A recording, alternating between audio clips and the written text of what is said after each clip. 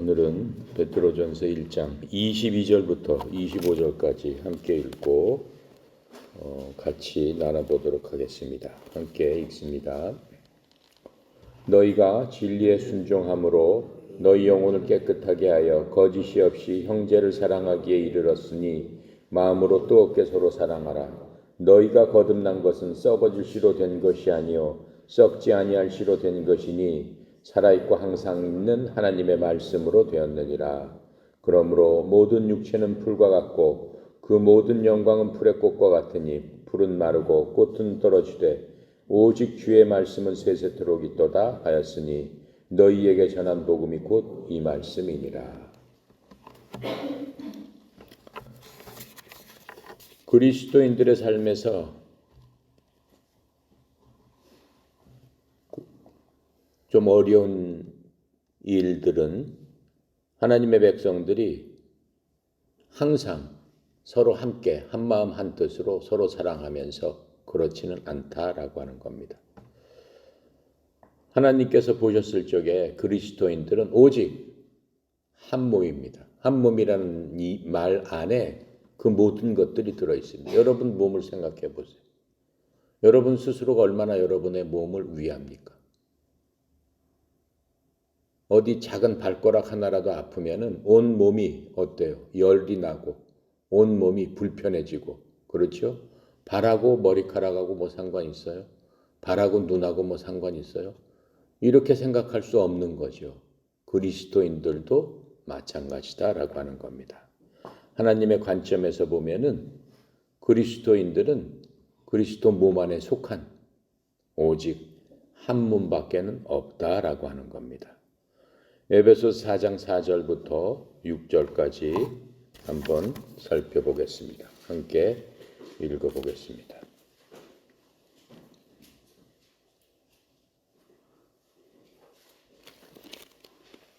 에베소서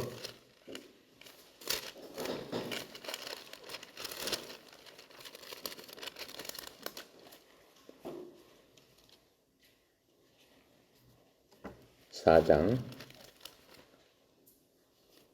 4절부터 6절입니다. 자, 함께 읽도록 하겠습니다. 몸이 하나요 성령도 한 분이시니 이와 같이 너희가 부르심의 한 소망 안에서 부르심을 받았느니라. 주도 한 분이시요 믿음도 하나요 세례도 하나요 하나님도 한 분이시니 곧 만유의 아버지시라. 만유 위에 계시고 만유를 통일하시고 만유 가운데 계시도다. 이렇게 말씀하고 계세요. 그렇죠? 우리는 한 소망 안에서 부르심을 받은 한 몸에 속한 사람들이다라고 하나님께서는 우리를 보시면서 그렇게 취급하시고 또 그렇게 우리에게 가르쳐주고 계시는 것을 우리가 볼 수 있습니다. 하지만은 어떻습니까? 인간의 관점에서 이렇게 지역교회를 보면은 많은 교회들이 문제를 많이 갖고 있죠.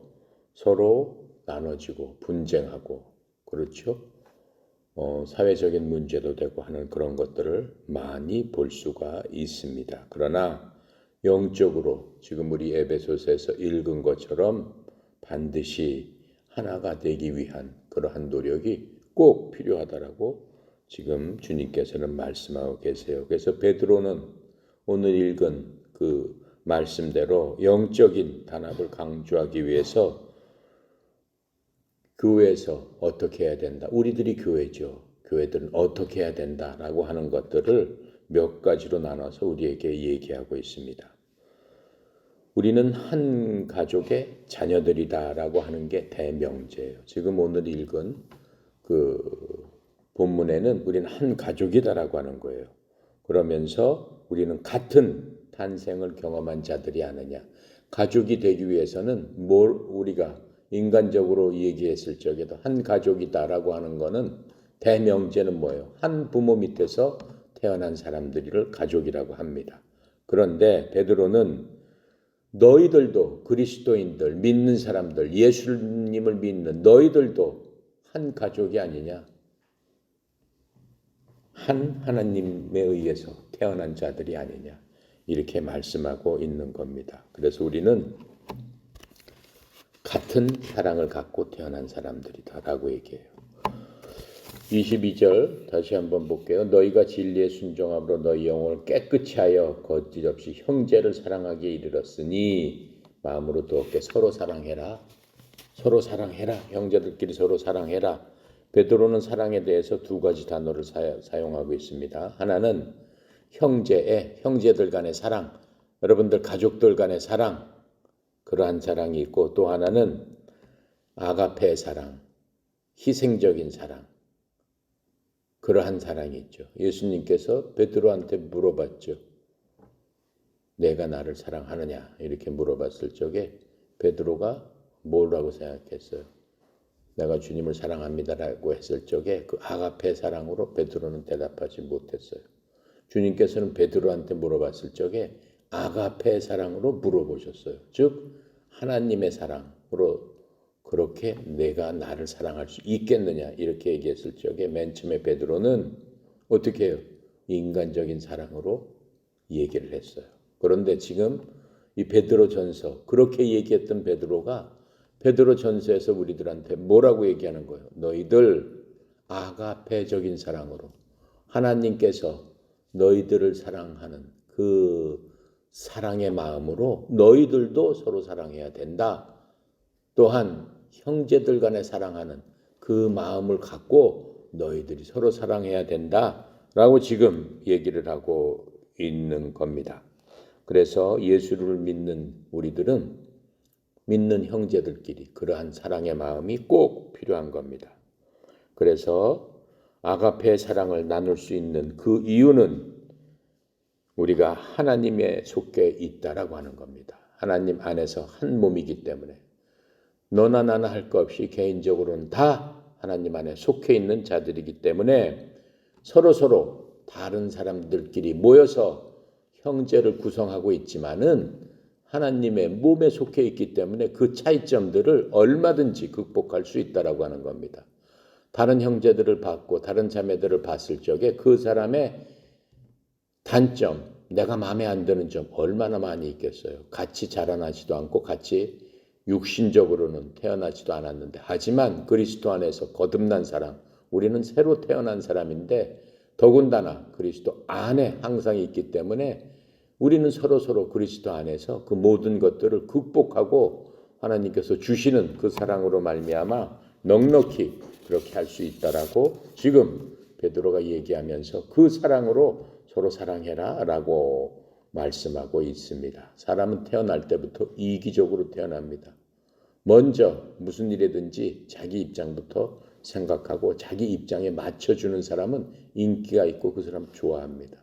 사람이 태어나기를 너나 나나 할 것 없이 다 그렇게 태어나고 있습니다. 그래서 이러한 사랑, 아가페적인 사랑, 형제의 사랑은 하나님께서 우리들에게 베풀어 주신 기적입니다. 기적이 아니고서는 그렇게 할 수 없어요. 왜 그래요? 인간의 본질이 이기적이기 때문에. 근데 기적을 통해서, 즉 하나님을 믿음으로 말미암아 우리는 우리의 본성을 바꿀 수 있다라고 하는 거예요. 그래서 성령님을 통해서 진리에 순종했기 때문에 그런 기적은 일어나는 거예요. 22절에 그렇게 써 있지 않습니까? 너희들이 진리를 순종함으로 영혼을 깨끗이 한다. 진리에 순종함으로, 진리는 뭐예요? 하나님의 말씀이죠. 이 세상에 진리는 하나밖에 없습니다. 사람들이 진리다라고 하는 모든 것들은 시간이 지나고 또 새로운 것이 발견되면 그 진리가 오류로 밝혀지고 진리가 변하게 되는 겁니다. 하지만 하나님의 말씀은 변함이 없다라고 하는 겁니다. 그래서 온 세상의 유일한 진리는 이 성경의 말씀, 하나님의 말씀밖에 없다라고 하는 겁니다. 그래서 22절에 그렇게 말씀하고 있는 겁니다. 진리를 순종함으로 너희 영혼을 깨끗이 하여, 진리를 순종했을 적에 우리의 혼이 깨끗하게 되는 것은 당연한 일입니다. 그렇게 됐을 때만 우리가 형제로, 아가페의 사랑으로 주위에 있는, 옆에 있는 내 형제들을 사랑할 수 있다라고 말씀하고 있는 겁니다.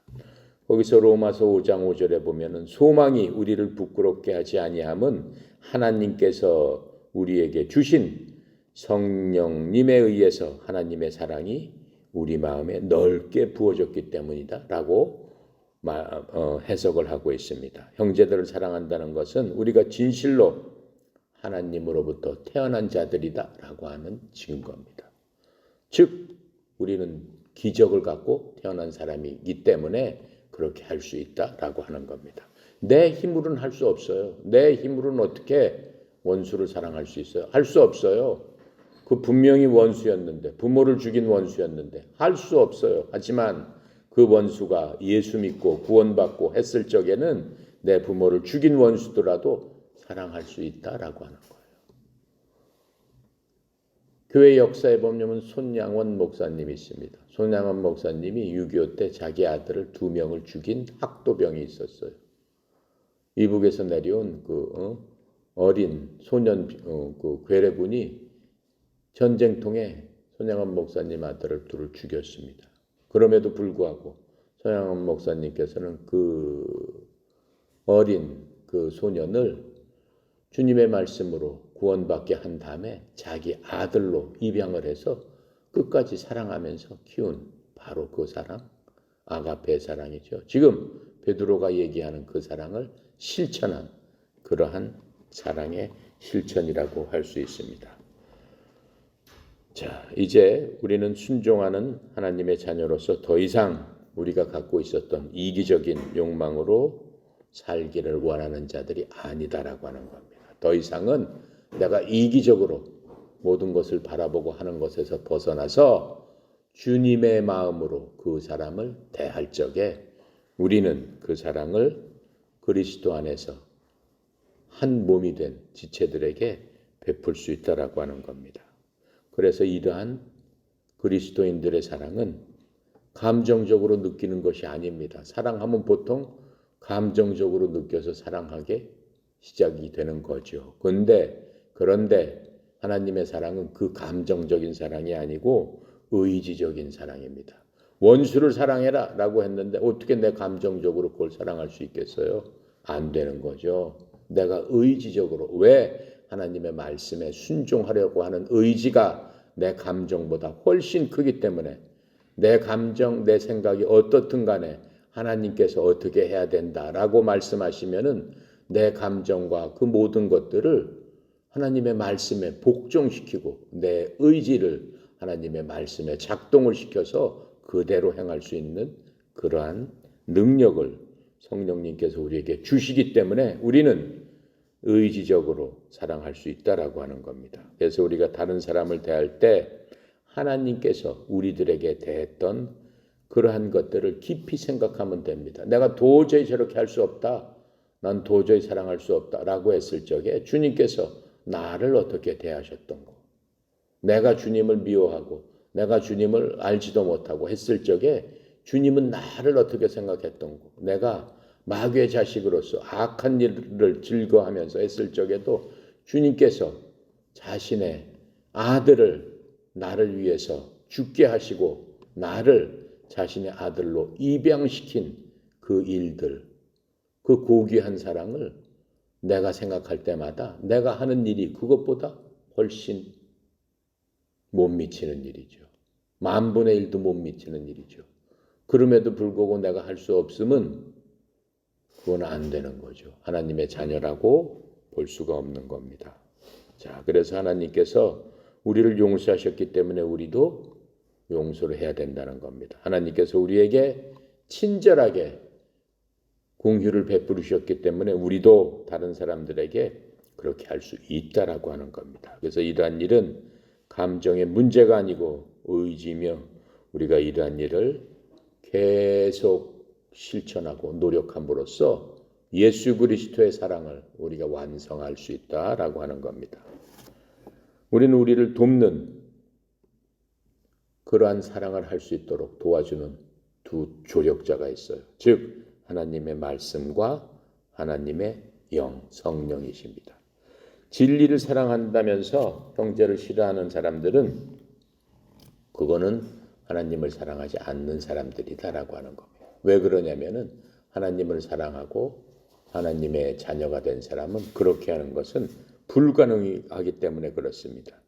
하나님의 영께서는 우리의 삶 속에서 무엇을 만들어낸다고 그랬어요? 성령의 열매를 만들어낸다고 그랬어요. 성령님께서는 우리 속에 항상 계시기 때문에 우리가 그러한 삶을 살 적에는 반드시 그 열매가 밖으로 나와서 그 열매를 누가 유익을 얻게 해요? 다른 사람, 내 주위에 있는 형제 자매들에게 유익을 끼치는 그러한 열매를 맺히게 되는데 성령님의 첫 번째 열매가 무엇입니까? 바로 사랑입니다. 갈라디아서 5장 22절부터 23절 찾겠습니다. 갈라디아서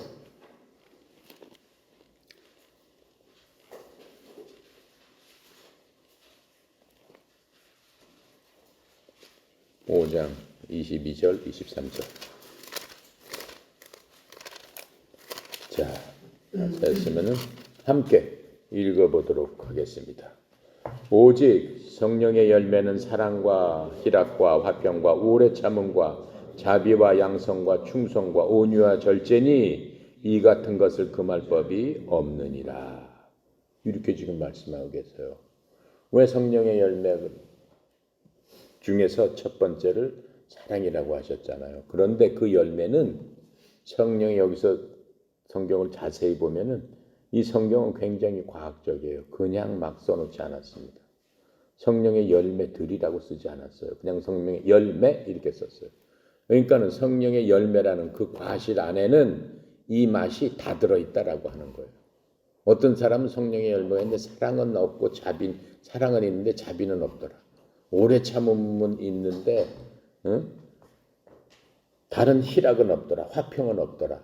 그런 건 없다라고 하는 거예요. 사랑이 있는 사람은 그 모든 것들을 갖고 있게끔 반드시 나타난다라고 지금 성경 우리에게 말씀해 주고 계시고 그 성령님께서 우리 속에 항상 계심으로 말미암아 반드시 그 열매가 나타날 수밖에 없다라고 하는 겁니다. 만약 우리가 하나님의 말씀과 하나님의 영으로 성령님으로 충만하다면은 매일의 삶에서 어떻게 되겠어요? 그 하나님의 열매, 성령님의 열매를 사랑으로 나타나겠지요. 자, 23절 보도록 하겠습니다. 너희가 거듭난 것은 썩어질 씨로 된 것이 아니요 썩지 아니할 씨로 된 것이니 살아있고 항상 있는 하나님의 말씀으로 되었느니라. 너희가 거듭났다는 것은 뭐예요? 여러분이나 나나 다 거듭났다, 다시 태어났다라고 말씀하고 있죠. 우리는 다시 태어난 사람입니다. 부모님으로부터 받은 육체적으로 이미 태어났지만은 그 이후에 어느 때인가 어느 시점에서 예수님을 만나고 하나님을 믿음으로 말미암아 우리가 다시 새롭게 태어났는데 그 새롭게 태어난 부모는 어떻게 해요? 하나님이다라고 하는 거예요. 즉 하나님의 가족으로 영적인 가족이 되어서 다시 태어났다라고 하는 거예요. 어떻게? 예수 그리스도를 믿음으로 영적으로 다시 우리는 태어났다라고 하는 겁니다. 자, 찾아보겠습니다. 요한복음 3장 1절부터 16절까지 다시 한번 공부했던 거 생각해 보고 나에 대해서 자신에 대해서도 깊이 생각해 보면서 읽겠습니다. 3장 1절부터 16절입니다. 그런데 바리새인 중 니고데모가라 하는 사람이 있으니 유대인의 지도자라. 그가 밤에 예수님께 와서 이르되 랍비여 우리가 당신은 하나님으로부터 오신 선생인 줄 아나이다. 하나님이 함께 하시지 아니하시면 당신이 행하시는 이 표적을 아무도 할 수 없음이니이다. 예수님께서 이르시되 진실로 진실로 내게 이르노니 사람이 거듭나지 아니하면 하나님의 나라를 볼 수 없느니라. 니고데모가 이르되 사람이 늙으면 어떻게 다시 날 수 있사옵나이까? 두 번째 모태에 들어갔다가 날 수 있사옵나이까? 예수님께서 대답하시되 진실로 진실로 내게 이르노니 사람이 물과 성령으로 나지 않으면 하나님의 나라에 들어갈 수 없느니라. 육으로 난 것은 육이요 영으로 난 것은 영이니 내가 네게 거듭나야겠다 하는 말을 놀랍게 여기지 말라. 바람이 임의로 불매 내가 그 소리는 들어도 어디로 와서 어디로 가는지 알지 못하나니 성령으로 난 사람도 그러하니라. 니고데모가 대답하여 이르되 어찌 그러한 일이 있을 수 있나이까. 예수님께서 그에게 대답하여 이르시되 너는 이스라엘의 선생으로서 이러한 것을 알지 못하느냐. 진실로 진실로 내게 이르노니 우리는 아는 것을 말하고 본 것을 증언하노라. 그러나 너희는 우리의 증언을 받지 아니하는도다. 내가 땅의 일을 말하여도 너희가 믿지 아니하거든 하물며 하늘의 일을 말하면 어떻게 믿겠느냐. 하늘에서 내려온 자 곧 인자 외에는 하늘로 올라간 자가 없느니라. 모세가 광야에서 뱀을 뜬 것 같이 인자도 들려야 하리니 이는 그가 믿지 아니한 자마다 영생을 얻게 하려 하심이니라. 하나님이 세상을 이처럼 사랑하사 독생자를 주셨으니 이는 그를 믿는 자마다 멸망하지 않고 영생을 얻게 하려 하심이니라. 라고 하면서 거듭나는 것, 다시 태어나는 것, 즉 영생을 얻는 것이 무엇인지를 니고데모에게 간단하게 말씀으로 설명해 주었을 적 이 간단한 말씀이지만 이것을 통해서 영원한 생명을 얻을 수 있는 살아있는 말씀이다라고 하는 거예요. 이 말씀을 통해서 어떻게 될 것이에요? 니고데모의 생각과 마음과 그 모든 것들을 쪼개버리고 니고데모로 하여금 주님을 믿을 수 있는 그 복음의 말씀이 잠깐 동안에 주님께서 능력으로 역사하신 것을 우리가 바로 볼 수 있습니다. 자, 그래서 이제 영적으로 우리는 가족이 됐어요. 예수 그리스도를 믿음으로 말미암아.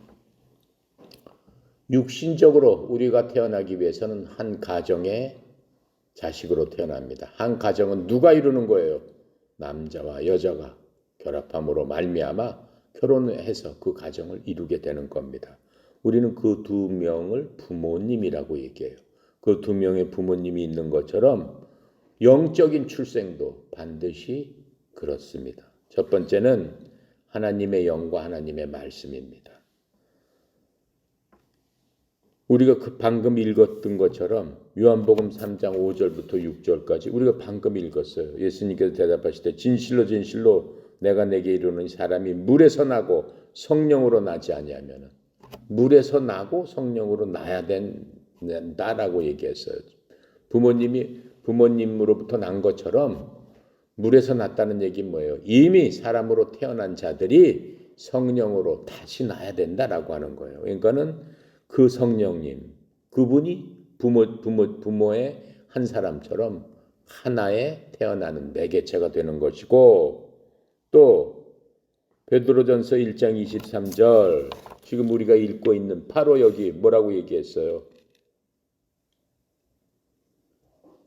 너희가 거듭난 것은 썩을 씨로 된 것이 아니요 썩지 아니할 씨로 된 것이니 무엇으로 거듭난 것은 무엇으로 됐다? 항상 있는 하나님의 말씀으로 되었느니라. 그 한 분은 하나님의 영이었고 또 한 분은 하나님의 말씀으로 우리가 거듭나게 됐다라고 얘기하는 거예요. 그렇죠? 영 한 분으로 될 수도 없는 거고 말씀 혼자서 될 수도 없는 거고 하나님의 영과 하나님의 말씀으로 말미암아 우리가 다시 태어날 수 있다라고 얘기하는 거예요. 자, 굉장히 중요한 얘기죠. 그래서 우리가 다시 태어난 우리들에게 새로운 성품을 우리에게 주셨어요. 어떻게 주셨다고 그랬어요? 베드로후서 1장 4절 볼게요.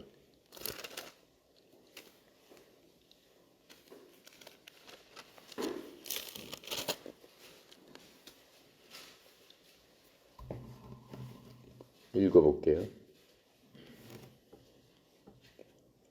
이로써 그 보배롭고 지극히 큰 약속을 우리에게 주사 이 약속으로 말미암아 너희가 정욕 때문에 세상에서 썩어질 것을 피하여 신성한 성품에 참여하는 자가 되게 하려 하였느니라. 우리를 거듭해서 하나님의 자녀로 태어나게 한 것은 무슨 성품에 참여하게 돼요? 신성한 성품. 신성한 성품은 누구예요?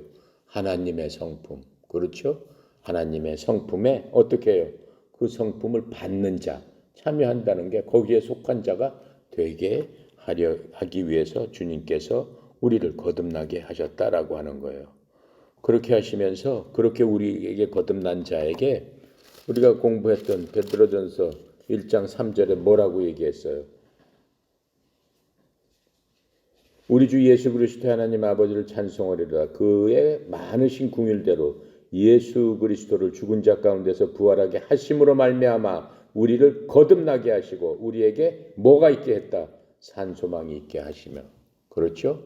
거듭난 자는 산 소망을 갖고 어떻게 하나님의 성품을 갖고 이 땅을 살아갈 수 있도록 인도하신다라고 하는 겁니다. 자, 우리는 이제 무엇을 조금 생각해 봐야 되냐면은 지금 여기서 무슨 말씀을 하고 계시냐면은 씨에 대해서 말씀하고 계세요. 거듭난 것은 썩어질 씨로 된 것이 아니요 썩지 아니할 씨로 됐다라고 말씀하고 계세요. 썩어질 씨라는 얘기는 뭐예요? 우리가 맨 처음에 태어나는 이 육체의 출생은 썩을 씨에서 났다라고 하는 거예요. 전부 다 썩는다라고 하는 거예요. 그렇잖아요. 사람이 죽어서 결국은 어떻게 되는 거예요? 썩어가는 거예요. 세포가 매일매일 과학적으로 보면은 매일매일 엄청난 많은 세포가 죽어가는 거예요. 늙어간다는 게 죽어간다는 거예요. 노화된다는 게 그렇게 죽어간다는 거예요. 그것을 이제 그렇게 얘기하면은 너무 비참하니까는 노화된다, 뭐 늙는다 이런 걸로 표현하는 거지 매일매일 죽어가고 있는 겁니다. 매일매일 썩어가고 있는 겁니다. 그래서 사람은 누구나 할 것 없이 다 죽는 거예요. 교회는 어떻습니까? 심지어 교회도 마찬가지예요. 지역교회를 보세요. 그렇죠? 어느 순간엔가 없어지고 어느 순간엔가는 분열되고 그렇죠? 생겼다 없어졌다 생겼다 없어졌다. 왜 그래요? 육신적으로 인간의 생각으로 하는 모든 것들은 그렇게 썩어질 수밖에 없다라고 하는 것을 우리가 체험을 했고 우리가 현재도 보고 있습니다. 영적으로 다시 태어난다는 것은 썩지 않을 씨로 다시 태어나는 것을 말하고 있습니다. 지금 여기서 말씀하시는 것처럼 너희가 거듭난 것은 썩어질 씨로 된 것이 아니요 썩지 아니할 씨로 된 것이다라고 얘기하는 거예요. 우리는 하나님의 자녀로 태어났는데 결코 우리는 썩어서 없어지는 그러한 존재가 아니다. 영원한 존재로 우리는 거듭났다라고 말씀을 해주고 계시는 겁니다. 우리 스스로 가만히 생각을 해봐야 됩니다. 과연 나는 썩지 않을 씨로 태어났을까? 성령으로 인해서, 말씀으로 인해서. 그렇죠? 우리 금방 배운 대로 다시 태어날 수 있는 그 조건이 부모처럼 두 가지라고 그랬잖아요. 하나님의 영과 하나님의 말씀으로 인해서 나는 다시 태어났는가? 어떻게 다시 태어났는가? 말씀에 의해서 23절에 금방 말씀하시는 대로 말씀에 의해서 우리는 다시 태어난 자들이다라고 얘기를 하는 겁니다. 이 말씀은 무엇을 얘기하는 겁니까? 말씀이 육신이 돼서 이 땅에 오신 예수님 그 말씀을 얘기하는 게 아닙니다. 그렇죠?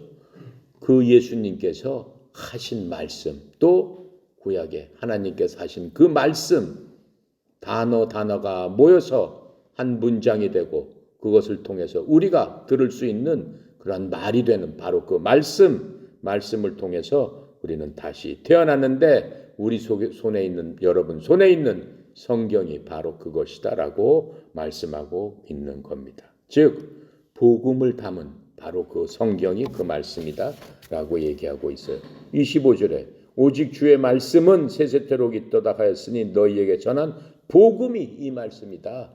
바로 그 말씀을 통해서 다시 태어났다. 복음, 복된 소식이에요. 왜? 우리를 영원히 살게 하기 때문에 우리를 영원히 썩지 않도록 하기 때문에 우리는 썩는 존재가 아닌데 썩지 않을 수 있는 유일한 방법은 이 말씀을 통한 것이다라고 하는 겁니다. 자, 하나님께서는 많은 계시를 주셨어요. 일반 계시가 있고 특별한 계시가 있습니다. 일반 계시는 뭐예요?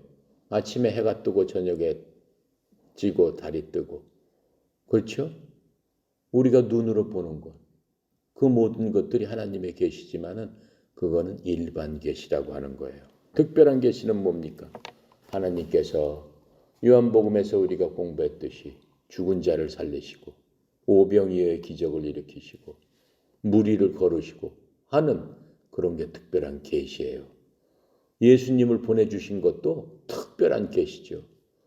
그렇죠? 하지만 아주 특별한 계시, 즉 여러분이나 나나 지금 손에 갖고 있는 그 성경은 정말로 특별한 하나님의 계시의 말씀이다. 바로 하나님의 특별한 계시다라고 얘기를 하고 있는 겁니다. 우리는 그래서 이러한 것들을 통해서 하나님의 영과 이 말씀을 통해서 거듭나게 되고 다시 하나님의 자녀가 되는 겁니다. 무슨 기도를 한다거나 무슨 방언을 한다거나 무슨 성경 공부를 통해서 그게 아닙니다. 오직 주님께서 말씀하신 대로 성령님과 또 말씀을 통해서만 우리가 썩지 않는 그러한 것들로서 다시 태어날 수 있다라고 하는 거예요. 그 결과 우리는 거듭 다시 태어난 자들인데 지금 이 몸을 갖고 있지만은 이 몸은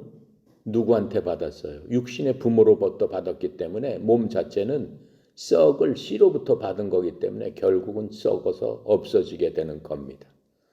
하지만 우리의 이 몸도 주님을 믿은 다음에는 영원히 살 수 있는 신령한 몸으로 부활된 몸으로 다시 태어날 것을 주님께서는 약속하고 계세요. 이 몸도 주님의 소유라고 얘기를 하고 있습니다. 그래야지만 우리가 새로운 몸으로 부활한 몸으로 다시 태어날 수 있는 것을 약속하고 있는 겁니다. 그 말씀이 어디에 있어요? 고린도전서 6장 19절 20절입니다. 찾겠습니다.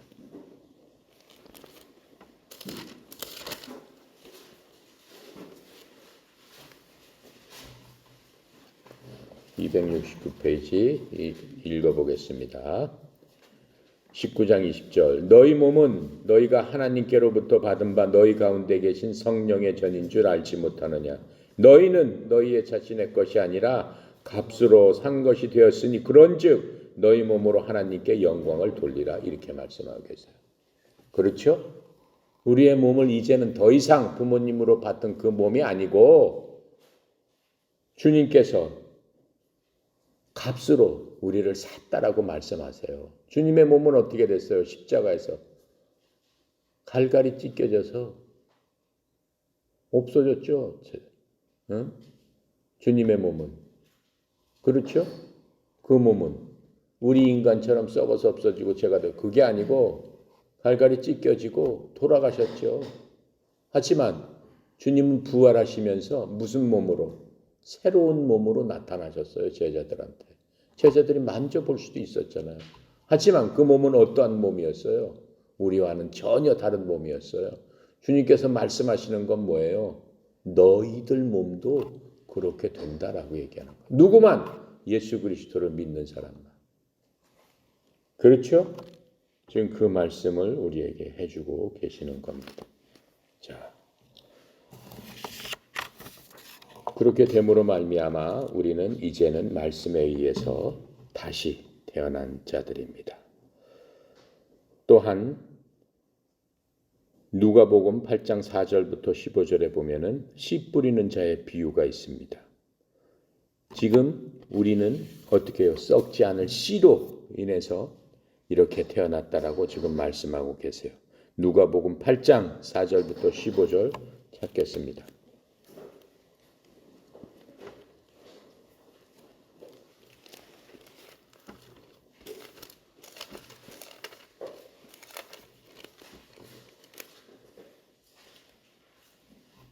(4절부터) (15절까지)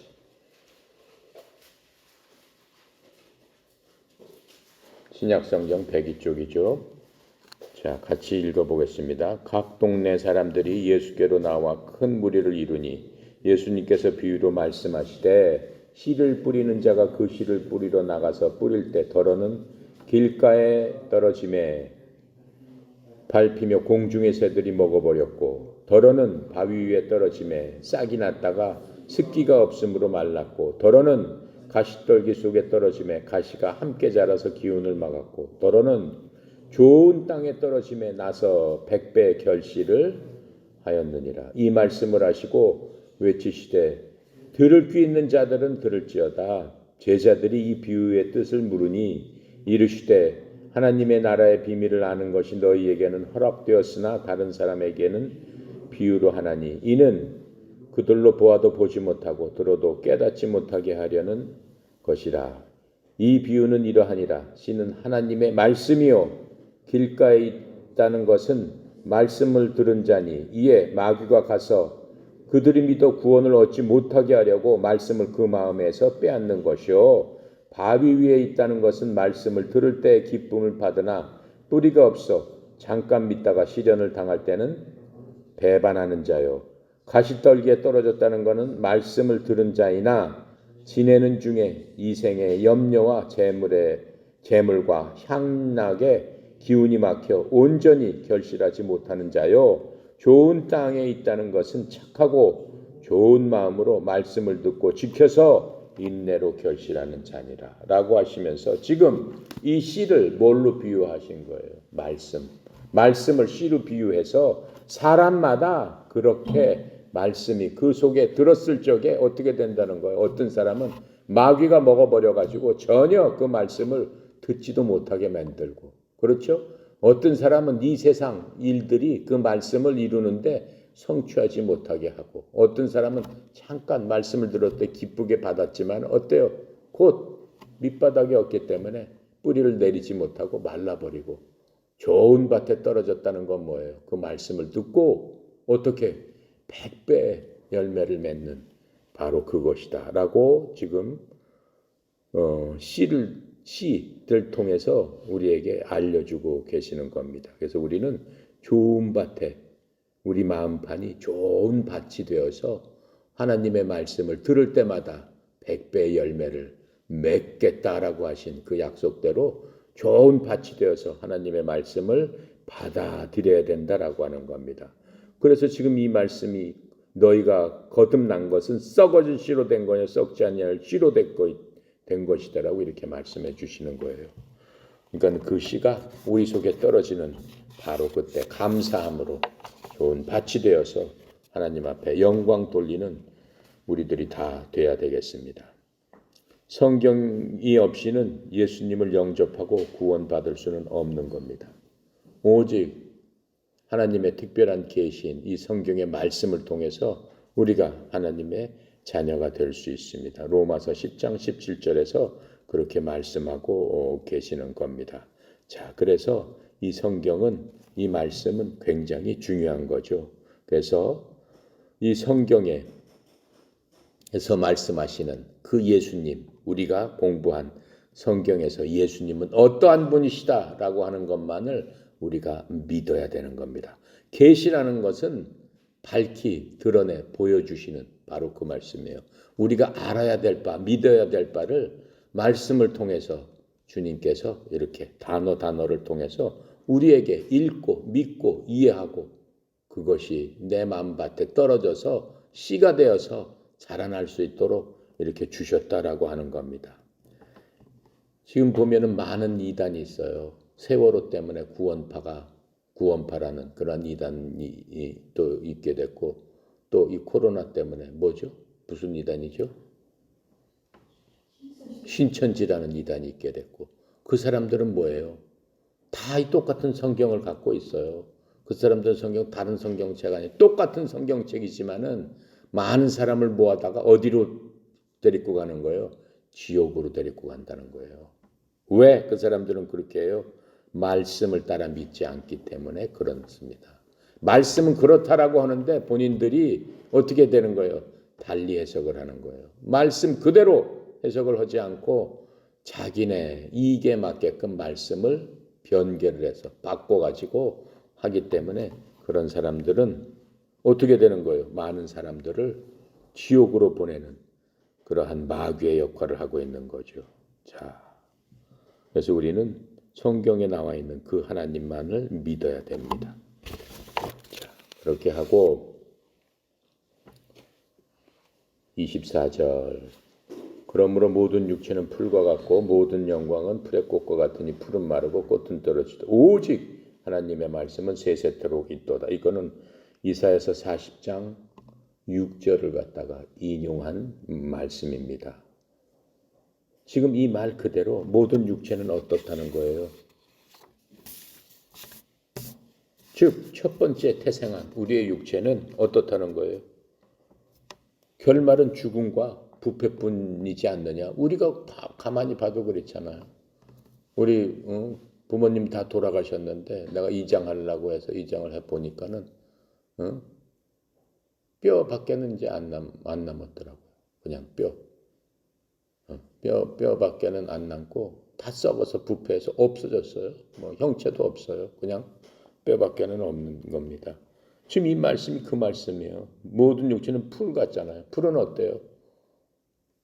잠깐 피고 풀의 꽃은 이쁘잖아요. 들풀 얼마나 들꽃 얼마나 이뻐요. 하지만 잠시 후면은 어떻게 돼요?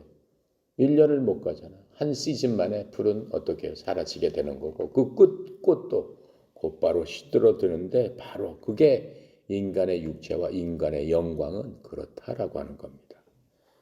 자, 그래서 결국 육신적인 것, 우리가 육신으로 일어난 모든 것들은 결국에서는 허물어지는데 그 허물어지는 시간이 그렇게 오래가지 않는다라고 하는 겁니다.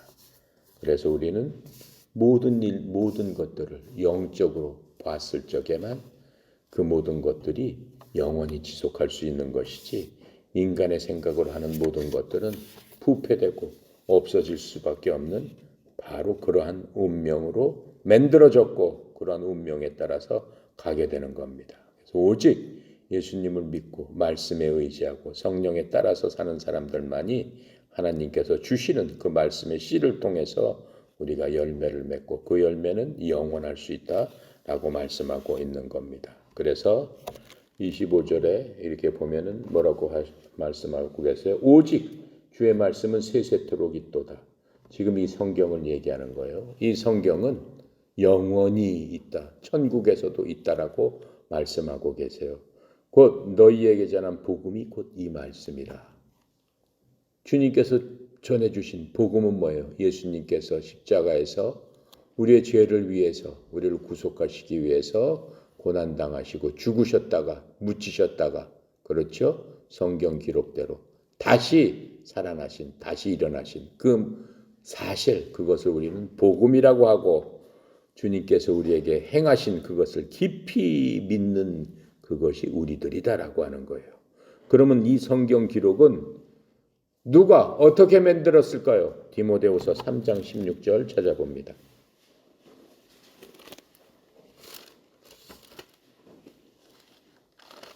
디모데후서 3장 16절 신약성경 345페이지. 자, 다 찾았으면 함께 읽겠습니다. 모든 성경은 하나님의 감동으로 된 것으로 교훈과 책망과 바르게 함과 의로 교육하기에 유익하니. 그렇죠? 17절. 모든 하나님의 사람으로 온전하게 하며 선한 일을 행할 능력을 갖추게 하려 합니다.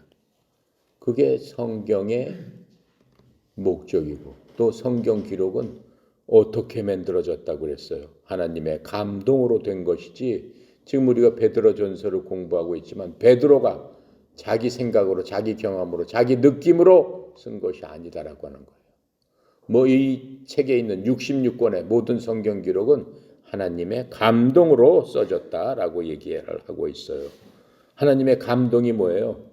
하나님의 영, 하나님의 숨이 불어져 들어가 있는 것이다. 하나님의 혼이 들어가 있는 바로 그거다. 글자 하나하나마다 하나님께서 하나님의 혼을 불어 넣어 주셨다라고 얘기하고 있어요. 창세기 2장 7절처럼 어떻게 해요? 찾아볼게요. 창세기 2장 7절에 하나님의 숨이 어떻게 하는 거예요? 사람을 살리는 생명이 있는 거잖아. 자, 이 페이지에 창세기 2장 7절 뭐라고 써 있어요? 여호와 하나님이 땅의 흙으로 사람을 지으시고 뭐를? 생기를 하나님의 호흡을 얘기하는 거예요. 그 코에 불어넣으시니 사람이 생명이 되었도다. 이 글자 하나하나마다 하나님의 감동, 하나님의 생기를 불어넣어 주신 글이다라고 얘기하는 거예요. 하나님께서 인간을 만들어 주셨을 적에 바로 똑같은 그 생기로 흙으로 지으신 다음에 후 했더니 그 사람이 뭐가 생겼다는 거예요. 생명이 들어갔다라고 하는 거예요. 이 성경의 말씀 한 글자 한 글자마다 똑같은 하나님의 호흡이 들어가 있는 글자다라고 하는 거예요. 그러니까 이 글자는 뭘 갖고 있다는 거예요? 하나님께서 흙으로 사람을 만드신, 아담을 만드신 그 생명을 이 글자가 갖고 있다라고 하는 거예요. 얼마나 위대한 겁니까? 얼마나 위대한 거예요. 얼마나 하나님의 기적을 우리가 손에 갖고 있는 겁니까? 히브리서 4장 12절에도 그렇게 말씀하고 계시죠. 이 글자의 능력을 히브리서 4장 12절 찾아보겠습니다. 4장 12절 신약성경 356쪽 4장 12절 자, 함께 읽겠습니다. 하나님의 말씀은 살아있고 활력이 있어 좌우의 날선 어떤 검보다도 예리하여 혼과 영과 관절과 골수를 찔러 쪼개기까지 하며 또 마음과 생각과 뜻을 판단하나니. 하나님의 말씀, 즉 이 성경이 그렇다라고 하는 거예요. 우리의 영과 혼과 관절과 골수를 쪼갤 수 있는 수술칼보다도 더 예리한 칼이다 이거예요.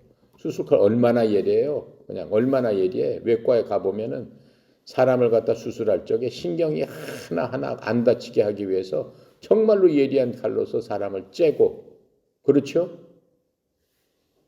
악한 것을 끄집어내서 봉합을 하는 그 칼보다도 이 말씀은 더 예리하다라고 지금 우리에게 알려주고 계시는 거예요. 자, 그래서 이 책은 어떻게 해요? 종이하고 잉크로 해서 인쇄를 해놨지만은 어떻다는 거예요? 예리한 칼보다도 더 예리한 그러한 칼이다. 그리고 낱말 하나하나마다 하나님의 호흡이 들어가 있기 때문에 이 글자는 생명을 갖고 있다. 아담을 만들었듯이 생명을 주었듯이 이 글자는 우리에게 생명을 주는 그 능력을 갖고 있다라고 말씀하고 있는 겁니다. 자, 그래서 이 성경을 읽게 되면 모든 사람들에게 주는 메시지가 있습니다. 우리처럼 어떻게 해요? 믿는 사람들한테 구원받은 사람들의 삶에서는 골로새서 3장 19절 찾아볼게요. 골로새서 3장 19절 신약 326페이지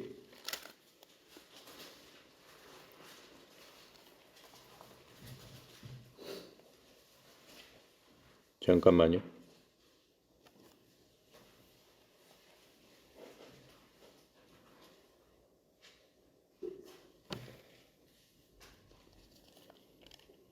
아닌데. 아니, 다른 걸 찾아볼게요. 골로새서 3장 19절이 아니고 로마서 1장 29절. 죄송합니다.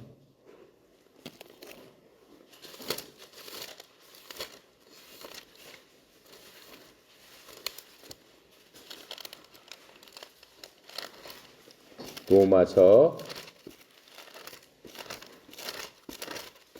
1장 29절 신약 239쪽 1장 29절부터 읽어보겠습니다. 로마서 1장 29절. 자, 지금 이 1장 29절부터 그 32절까지는 이 성경이 누구한테 주는 말씀이에요? 성경이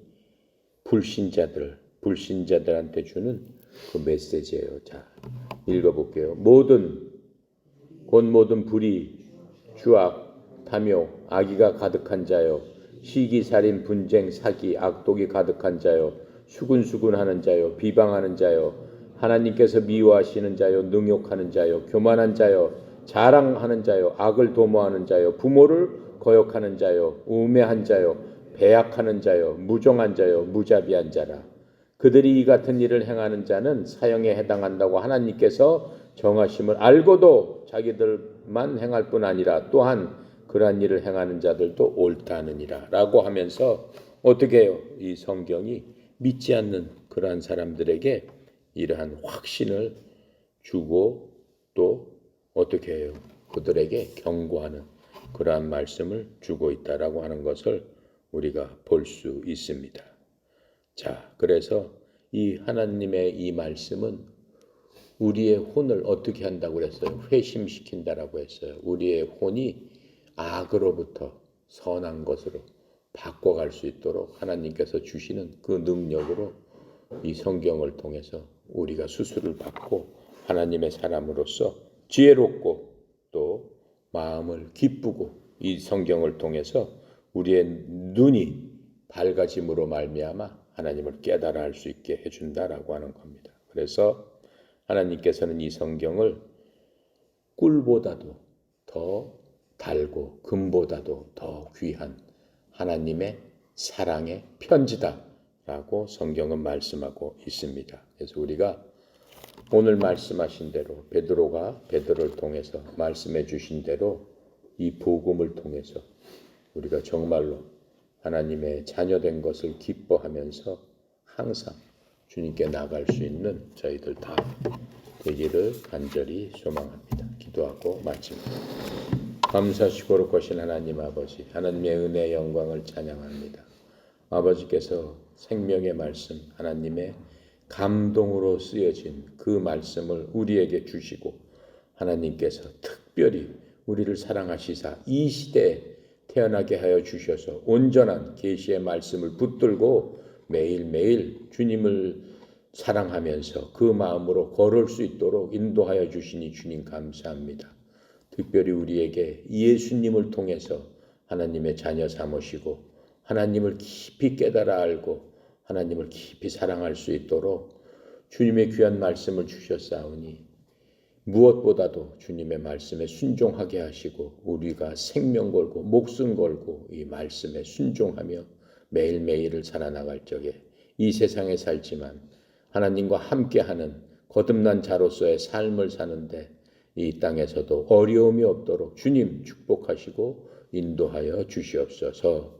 선교에 흩어져 있는 사랑하는 주의 종들 주님 기억하여 주시옵시고 말씀 따라 살아갈 적에 이 세상을 넉넉히 이길 수 있는 지혜와 능력과 힘도 허락하여 주시옵소서. 특별히 협회를 만들게 하시고 또 협회의 장으로 세우신 우리 송영희 사장님 하나님 축복하여 주셔서 이 협회가 하나님 기뻐하는 말세 방주 역할을 하는 그러한 협회로서 주의 종을 세웠사오니 아버지 하나님께서 주의 종에게 이 협회를 이끌고 나가는데 어려움이 없도록 때에 따라 돕는 은혜로 은혜 베풀어 주시옵시고 하나님께서 힘 주시고 능력 부어 주셔서 하나님의 크신 사랑을 모든 사람들에게 협회에 있는 모든 주께서 보내신 자들에게 전하는 주의 종 되게 하여 주시옵소서. 모든 것 주께 의탁드립니다. 감사드리며 예수 그리스도 이름으로 기도드렸나이다. 아멘.